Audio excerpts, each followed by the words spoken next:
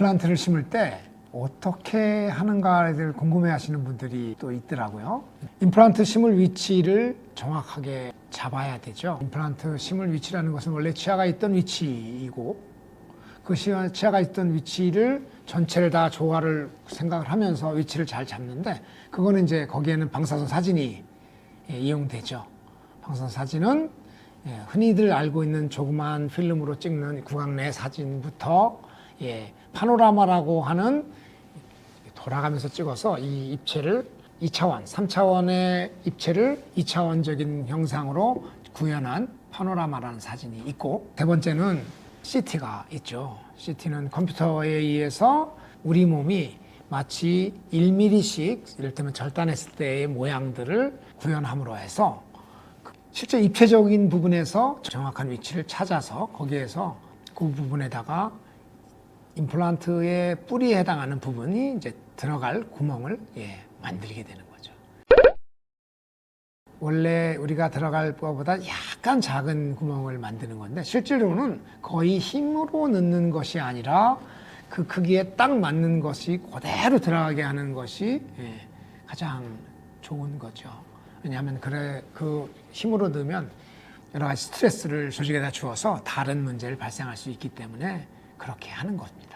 이런 과정들은 우리말에 뼈를 깎는 아픔 이런 거를 아마 제일 먼저 연상하실 것 같은데요. 사실은 뼈는 직접적으로 대부분의 뼈는 사실 이렇게 갈라도 별로 이렇게 아픔, 통증을 느끼는 것은 아닙니다. 물론 신경 있는 부분들이 건드려지면 물론 당연히 아프지만 그래서 더군다나 치과적으로 마취를 하고 하면 전혀 통증을 못 느끼는 거죠. 물론 그런 부분들이 마취가 잘 안 되시는 경우나 이런 경우들이 있긴 한데 그 부분들은 뭐 추가적인 어떤 조치를 취하면서 하면 그렇게 어려운 부분은 아닙니다.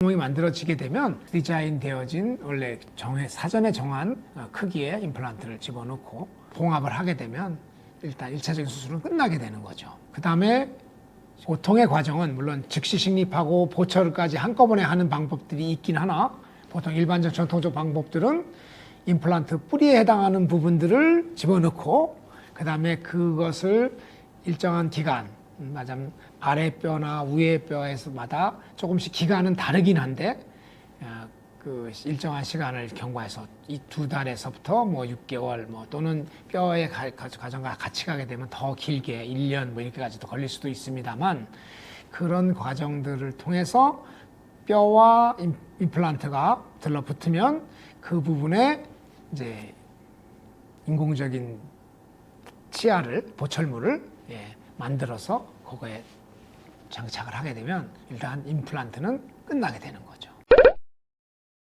이 과정은 그렇게 복잡한 과정은 아니고 난이도도 높은 수술은 물론 아닙니다.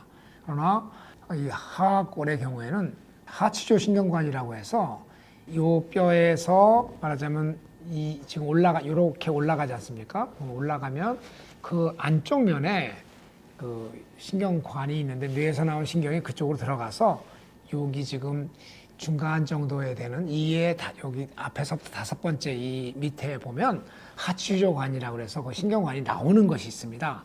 거기로 나오는데 그 신경관을 손상을 주게 되면 마비가 올 수 있기 때문에 그 부분은 아주 조심해야 되는 거죠. 연세가 많아서 또는 이를 뺀 지가 오래돼 가지고 뼈가 많이 얇아지신 분들이 있어요. 그런 분들은 그 부분에 매우 조심해야 되고 짧은 거를 어떻게 하면 효과적으로 심을까를 많이 연구를 해야 되는 거죠.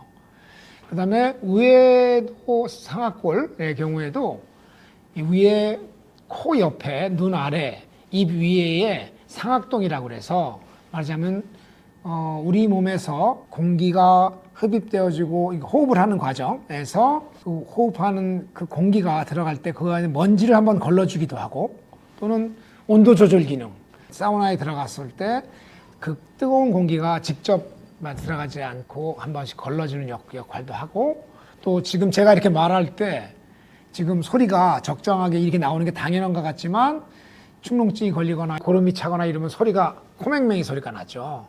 그 코맹맹이 소리가 나게 하는 게 사실 울림통 역할을 한다는 거죠.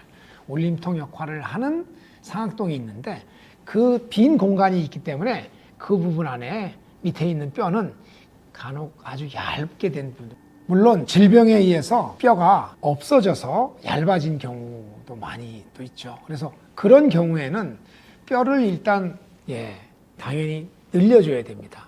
우리가 생활 속에서 못을 박는다 했을 때 못을 박는 곳의 부분들은 이 두께가 중요하지 않습니까? 물론 이거의 질도 중요하죠. 그러니까 두께의 양이 중요하고 또 너무 흐물흐물하다든가 이런 데는 못이 박혀도 고정이 되지 않지 않습니까? 그러니까 질과 양이 다 중요하지 않습니까?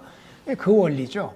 그러니까 뼈의 두께가 어느 정도는 돼야지만 나중에 물리적으로 씹는 힘을, 저장력을 견딜 수 있게 되는 거지 않습니까? 그러니까 그걸 뼈를 늘려주는 수술을 해야 되는 경우가 있습니다. 그래서 혹시나 들어보신 분들이 있을지 모르지만 상악동 거상수령, 아까 말씀드렸던 위에 상악동을 오이를 올려서 그 빈 공간에다가 인공뼈를 집어넣고 그 인공뼈가 말하자면 내 뼈가 될 때까지 기다렸다가 이를 이제 심는 경우도 있죠. 그런 시간도 오래 걸리고 조금 더 난이도가 높아졌고 약간의 위험성들도 있을 수 있는 기술 의존도가 좀 높은 어떤 치료가 될 수 있겠습니다. 그래서 그런 부분들이 이제 뼈가 만들어지고 그게 만들어지면 그 물리적인 힘을 버틸 수 있는 양을 또는 질을 만들어냈다고 생각되어졌을 때 그게 각각의 부위에 따라 시간도 다르고 뭐 여러 가지 넣는 방법도 다릅니다만 그런 부분들을 확보해서 임플란트가 들어간 다음에 그것이 우리 뼈로 다 바뀌고 그러면 이제 다시 일정한 기간이 지나서 다시 열고 그 안에다가 임플란트에다가 우리가 만들 위 입안을 보면 이 연결되어진 보이는 치아만큼의 모양의 이를 만들어서 그것을 아까 말한 지대주라는 걸 이용해서 연결을 시키는 거죠. 그래서 고정이 되면 그것으로 일단 치료가 끝나게 되는 겁니다. 과정은 그렇게 복잡한 과정은 아니죠. 그렇지만 하는 과정 그런 부분마다 뭐 매우 중요한 여러 가지 일들이 있다고 보면 되겠습니다. 오늘은 임플란트에 대해서 설명드렸습니다. 어느 정도 그 초기의 개괄적인 이해가 다 되셨나 모르겠습니다. 다음 영상은 임플란트 2탄, 임플란트 주의사항에 관한 영상으로 찾아오겠습니다. 많은 관심 부탁드리고 구독, 좋아요, 알림 설정 부탁드립니다. 띠기딩.